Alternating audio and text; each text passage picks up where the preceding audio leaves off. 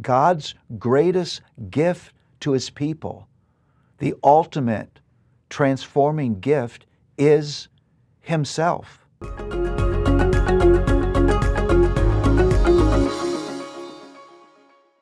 Well, after talking about the power of divine repetition, we come to a prophet that's unique.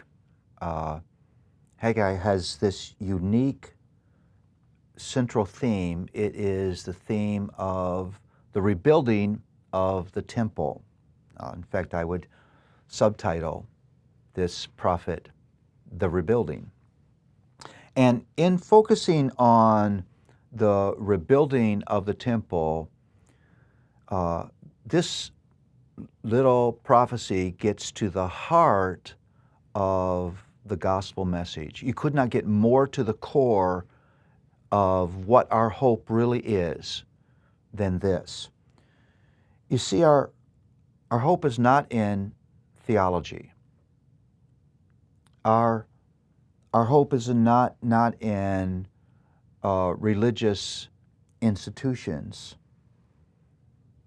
The function of theology is that it would be a shorthand for the narrative of the work of God.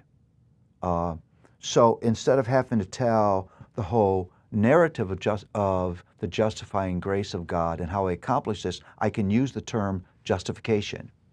But my hope is not in justification. My hope is in a God who justifies. Our hope is in the presence of a person, God Himself. God's greatest gift to His people, the ultimate transforming gift, is Himself. He is grace. He is hope. He is life. He is mercy. He is the source of our hope. Now, what does that have to do with the temple? The temple stands as a visible symbol of the presence of God with His people. And that temple is a finger pointing to that moment when the church, the people of God, will become the temple where God dwells. God no longer located in a building, He's located in His people. He literally dwells in His people. And the reason we have hope is because God is with us. And Jesus will take the name Emmanuel. What does Emmanuel mean? God with us.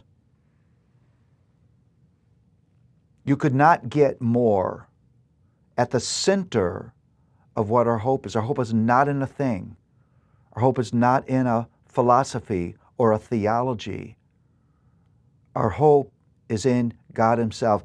God looked at the brokenness of this world, at the devastating rebellion, lostness, and brokenness of the people He created, and understood that the only fix for this was Himself.